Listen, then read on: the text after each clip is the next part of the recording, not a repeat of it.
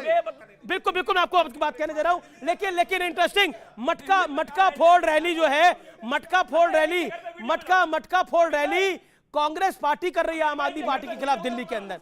हमारा सवाल इस 17 साल की सरकार से, 10 साल नरेंद्र मोदी का रिजीम और 7 साल हमारा उत्तर प्रदेश का मुख्यमंत्री जी हमारे हैं योगी जी, हम ये पूछना चाहते हैं कि आप युवाओं को शिक्षा नहीं देना चाहते हो?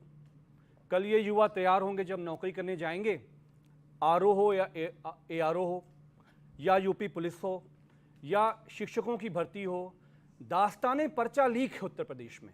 मैं ये कह रहा हूं कि सरकार कोई भी हो, क्या हम सब लोग मिलकर ये फैसला कर सकते हैं कि इनके भविष्य से कोई किसी को हम लोग खेलने नहीं देंगे? लेकिन रोजगार सृजन करने में ये सरकार नाकाम रही है, ये सबसे बड़ा मुद्दा है। अखिलेश यादव जी भारत की संसद में जो पहली बात समाजवादियों की सबसे बड़ी लड़ाई है कि प्रधानमंत्री जातिगत जनगणना पे केसी त्यागी जी ने बहुत ही सीरियस स्टेटमेंट दिया था, अभी 1 हफ्ते पहले का है, या तो हमारे दोस्त जेडीयू के बैठे उसको कंडेम कर दें। उन्होंने कहा कि जेडीयू का सबसे बड़ा मुद्दा जातिगत जनगणना है केंद्र के स्तर पर, नंबर 1। उन्होंने कहा कि सबसे बड़ा मुद्दा है कि जो अग्निवीर है वो खत्म होनी चाहिए, ये जो ठेके का आर्मी का नौकरी है। तीसरा उन्होंने कहा कि यूनिफॉर्म सिविल कोड में वो रिव्यू चाहते हैं। 3 तो ये बात रही, लेकिन हम ये चाहते हैं, केसी त्यागी ने बोला कि केसी त्यागी साहब कहे आप चलवा लीजिए, आप स्टेटमेंट चलवाइए। ओके आप ठीक है काउंटर जवाब वहां से आना चाहिए, यूनाई का बाइट चला लीजिए। मेरा कहना है कि अग्निवीर को ठेके की नौकरी हम आपको बता रहे हैं जायज नहीं है। ओके बोलिए। तो यूनिफॉर्म सिविल कोड पर हमारी पहले भी पार्टी ने स्टैंड बहुत क्लियर किया हुआ, ये अभी की बात नहीं है कि इन प्रिंसिपल हम यूनिफॉर्म सिविल कोड पे सहमत हैं, लेकिन शर्त है कि इसके तमाम स्टेक होल्डर से बात करिए, चर्चा करिए, उनको भी कहने देना, चर्चा करिए। अगर कोई जेडीयू का तो वो बोले इस बात, चर्चा करिए, सभी स्टेक होल्डर से बात करिए, इस पर चर्चा करिए, जो मॉडल आएगा उस पर बात आएगा। अग्निवीर पर हमने नीति की समीक्षा की हमेशा वकालत करी है और अभी भी उस प्रस्ताव को हमने कहा है कि अग्निवीर की समीक्षा होनी चाहिए। अगर युवाओं में कोई निराशा या कोई बात इस पर गई है तो किसी भी नीति की समीक्षा हो सकती है। रुक जाइए आप, अरे रुकिए भाई, चाय पिलाएंगे आपको, रुकिए, चाय पिलाएंगे, रुक जाइए थोड़ा। अग्निवीर पे समीक्षा, अब ये कुछ मिसकोट कर देते हैं जातिगत जनगणना। जो पार्टी जातिगत जनगणना बिहार में करा चुकी और जो पार्टी पहले देश में करा के बैठी थी, राहुल गांधी को इसकी जानकारी है, कांग्रेस पार्टी ने इस देश में जातिगत सर्वे कराया था, उसका डेटा क्या हुआ, खा गए। राहुल गांधी तो कह रहे हैं कि मोदी नाम का गुब्बारा अब फट चुका है, इस पे क्या कहना चाहते हैं आप, जो भाषा का इस्तेमाल किया राहुल जी ने? एक सेकंड, मुझे ये उम्मीद नहीं थी कि राहुल जी ऐसी भाषा का इस्तेमाल करेंगे। ऐसे वो संसद में आंख मार लेते हैं, कभी चुम्मा कुछ करते रहते हैं, तो फिर भी मैं चाहता हूं थोड़े वो 93, 94, 98 सीट पे थोड़े ठीक हुए, लेकिन सदन की गरिमा, सदन की गरिमा, एक सेकंड, नहीं सदन, अरे तो राहुल गांधी संसद में आंख मारेंगे तो हम चर्चा नहीं करेंगे? वाह, नहीं, अगर राहुल गांधी सदन में आंख मारेंगे तो हम तो बताएंगे। एक second, comedy show, comedy show में आपको कॉमेडी क्या लग रहा है इसके अंदर? ये कपिल मिश्रा शो में आना चाहिए, अमित ऑल ऑडियोज डाउन। आपको कॉमेडी, देखिए राहुल गांधी ने आंख तो मारी थी, इसमें तो कोई गोरेज नहीं। ओके, तो करिए आप भी करिए। राम का इन्होंने उपयोग किया, उसको लेकर स्मृति ईरानी सबसे ज्यादा चिल्लाई थी, जनता ने उनको नकार दिया और उस शब्द का इस्तेमाल यहाँ पर मत करिए। और दूसरा, इनका याददाश्त बहुत कमजोर है। 2020 में आप बीजेपी के साथ लड़े, हमारे साथ आप आज तक जाके जातिगत सर्वे हुआ तब जाकर ओबीसी सत्य जी निवेदन स्वीकार करिए। सत्य जी मेरा निवेदन है, शांत रहिए। मैडम 40 सेकंड बोल, मैडम 1 मिनट बोल ले। ओके, आपकी याददाश्त कुछ कमजोर हो गई हो तो मैं याद दिला देती हूँ। 15 में आप हमारे साथ लड़े, बीजेपी के साथ चले गए, फिर 20 में उनके साथ लड़े, हमारे साथ आए, और जब गए थे आप चोरी करने लगे, नौकरी के बदले मिट्टी खा गए, करते क्या हम? चुप कराइए, बोलिए आप क्या आवाज आ रही है? जमीन ले लिया, शो नहीं है। एक सेकंड, सत्य जी प्लीज मेरी रिक्वेस्ट है, माइंड योर लैंग्वेज प्लीज। ये जिस तरीके से हुटिंग मजाक होगा ये बिल्कुल गलत है। क्या हुटिंग हो रही है? ये वो क्या हो रहा है, मजाक हो रहा है। ओके, सीरियस डिबेट हो रही है।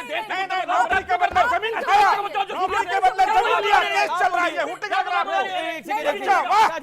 नकाब उतरता है चेहरे से तो हुटिंग लगता है। सीरियस डिबेट हो रही है भाई, कोई बदतमीजी नहीं हो रही। राजेश जी कोई शांत रहिए, नहीं तमाशा करने की जरूरत नहीं है, तमाशा मत करिए आप, नहीं तमाशा मत करिए, नहीं कमाल है आप बोलिए, एक सेकंड, एक सेकंड, जनता को ताली एक सेकंड, बजाने का ऑडियो, अधिकार एक है। सेकंड, आपका नशा ही है। एक सेकंड, एक सेकंड, लोकतंत्र में जनता को ताली बजाने का कोई अधिकार है। कार्यकर्ता नहीं बैठा हुआ, आपका पब्लिक नशा आई ही हुई है। है। बोलिए बोलिए बोलिए, नहीं नहीं, कमाल की बात है। अब आपको आपकी गारंटी का मैं क्या करूं सर, मुझे अपनी पब्लिक पे विश्वास है ना। ओके, आप बोलिए, मैडम को बोलिए, मैडम को बोलने दीजिए।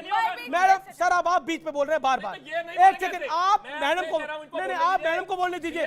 जनता को निर्धारित आप नहीं कर सकते, आप कमांड नहीं कर सकते सर, मैडम को बोलने दीजिए। मैं लास्ट टाइम मैं भी गारंटी दे रही हूँ, अगर हमारे बीच में ये बोले तो मैं 1 सेकंड में ये छोड़कर मैदान आप बोलिए, चली आप बोलिए, आप जाऊंगी। बोलिए, मैं आप चली जाऊंगी। कई बार इस बोला, तरह के बोलिए। हल्ला, आप बोलिए।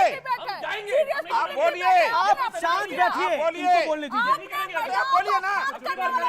सत्यप्रकाश मिश्रा शांत होइए, आप सत्यजीत शांत होइए, मेरा रिक्वेस्ट है। बोलिए बोलिए बोलिए, आप बोलिए बोलिए बोलिए, आप बोलिए बोलिए बोलिए बोलिए बोलिए, आप राजेश गुप्ता शांत होइए ना, मेरा निवेदन है। ओके, पब्लिक डिबेट है, सीरियस मुद्दा है, देश का मुद्दा है, नौजवानों का मुद्दा है, किसानों का मुद्दा है, और यहाँ ये गंदी लैंग्वेज का उपयोग कर रहे हैं और आप लोग तालियां बजा रहे हो। 20,000 करोड़ मोदी जी ने सत्तर किसानों के लिए जारी कर क्या दी। गंदी भाषा आपको लगी? आपको ऑडियो जा रहा है सत्य जी, आपको ऑडियो नहीं जा रहा अभी। राहुल गांधी जी बोले होते हैं तो आज स्मृति ईरानी सड़क पर दौड़ रही होती, संसद में दौड़ रही होती है, लेकिन यहाँ पर खड़े होकर ये ऐसी भाषा का उपयोग क्या भाषा करते आपको हैं। गंदी लगी? आप बोलिए ना नौजवानों पे, अग्निवीर पर बोलिए आप। ठीक है, अब एक सेकंड, एक सेकंड, अब अभी कमाई रोहन गुप्ता। मैं जदयू से निवेदन करूंगा, उतना ही चिल्लाइए, सुबह यहाँ शाम में उस पार्टी में, सुबह इस पार्टी में, शाम में उस पार्टी में।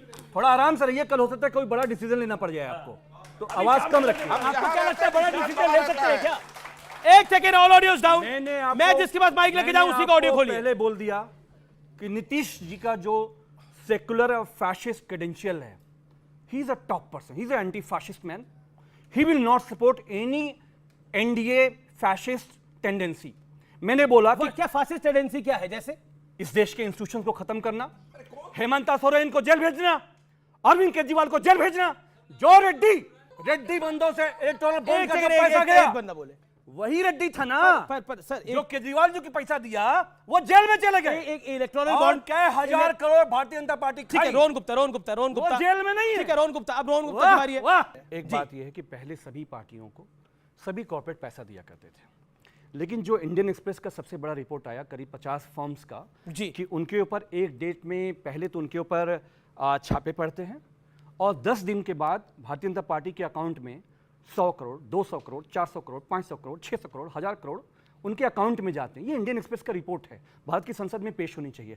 हमारा ये कहना है कि उसी रेड्डी के मामले में केजरीवाल जी जेल में है, उसी मामले में रेड्डी फाइनेंसर जो भारतीय जनता पार्टी का जो पैसा डालता है, क्योंकि ममता जी के पास ईडी नहीं है, सीबीआई नहीं है इंडिया अलायंस के पास, तो फिर राहुल पैसे जी कैसे के मिल पास रहे हैं? आप कह रहे हैं कि ये लोग तो दबाव, बीजेपी वाले दबाव डाल के पैसा नहीं, दे रहे हैं, extortion। ईडी एक्सटॉर्शन कर रहे हैं, मैंने सीबीआई और आपको- ईडी के एक्सटॉर्शन मैंने कर रहे हैं। आपको- तो विपक्ष के पास एक्सटॉर्शन का कौन सा टूल है कि उनको पैसे मिल रहे मैंने हैं? आपको बोला कि एक्सटॉर्शन करके इन दबाव बना के पैसे लिए गए और बाद में प्रफुल्ल, वो कौन थे बंबई वाले मुख्यमंत्री जी, चक्की पेसिंग पेसिंग पेसिंग उसके लिए जवाब बोले देते, थे। जी, जी। और फिर क्या हुआ, प्रफुल्ल पटेल जी कह रहे थे अमित शाह जी जेल डालूंगा, प्रफुल्ल को प्रधानमंत्री बोले थे बंबई में, क्या हो गया? ठीक है, जवाब वजीर बना दिया, ओके।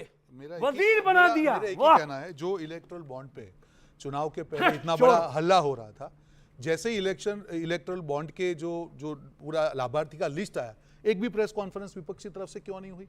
क्योंकि ये नहीं हो सकता है कि अगर इलेक्टोरल बॉन्ड के पैसे अगर भाजपा को मिले तो वो जबरदस्ती लिए गए और विपक्ष को मिले तो वो प्यार से दी गए। ये दोहरा मापदंड नहीं चल सकता है। दूसरी चीज, आपने एक विपक्ष के लिए सवाल पूछा कि सीटें बढ़ी है, मेरा ये कहना है कि विपक्ष की जिम्मेदारी के मुद्दों को उठाए। 2 बड़े मुद्दे, महंगाई और बेरोजगारी पे हमेशा विपक्ष ने सत्ता को गिरा है। आज जहां जहां उनकी राज्य सरकार है, मुझे बताइए कर्नाटक में भी टैक्स बढ़ा दिया, तो ये क्या महंगाई पे वार हुआ? क्या ये महंगाई के साथ आप चल रहे हैं? आपकी गारंटी के लिए आप बोल रहे हैं कि महंगाई पे वार? कंचना यादव, देखिए महंगाई का मुद्दा आप लोग उठाते हैं और बार बार करते हैं, भ्रष्टाचार की बात बीजेपी करती है, लेकिन महंगाई के मुद्दे के ऊपर कर्नाटक में कांग्रेस की सरकार है जिसके साथ आपका अलायंस है, उसने पेट्रोल डीजल के दाम बढ़ा दिए और जब सवाल पूछा गया तो वो कन्नी काट रहे हैं इस पूरे मामले से। तो पेट्रोल डीजल के दाम तो कर्नाटक की सरकार ने बढ़ाए, क्यों? देखिए, यही कहते थे राजस्थान में आएंगे तो 400 का सिलेंडर देंगे, बड़े बड़े होर्डिंग लगे थे, कहाँ गए? और आते ही सरकार में बोले हमने तो ऐसा कहा ही नहीं था। ये झूठे वादे आप लोग करो, लेकिन मैं कह रही हूँ कि अगर आप बाई रोड जाओ तो हर इतना टोल टैक्स इतना ज्यादा हो गया है, इतना ज्यादा हो गया है कि एक नॉर्मल चीज भी जब ट्रांसपोर्ट होती है रोड के जरिए तो उसका प्राइस टोल टैक्स की वजह से बढ़ा दिया गया है। और उसके मिनिस्टर जो है इनके हैं, नितिन गडकरी जी जो भी हैं। लेकिन हम कह रहे हैं हमारा कोई एक सेकंड हमारा कोई मकसद नहीं है सरकार को अस्थिर करने का। हम चाहते हैं कि इस देश को एक स्थिर सरकार मिले जो सुचारू रूप से काम करे। सुनो, नहीं आप सुचारू रूप से काम करने का मतलब यह है कि अगर रेल का एक्सीडेंट हुआ है तो रेल मंत्री आए और उस पर बताएं प्रॉपर कैसे हुआ। बस ये रील बनाने नहीं आए। रेल मंत्री है, रील मंत्री नहीं है।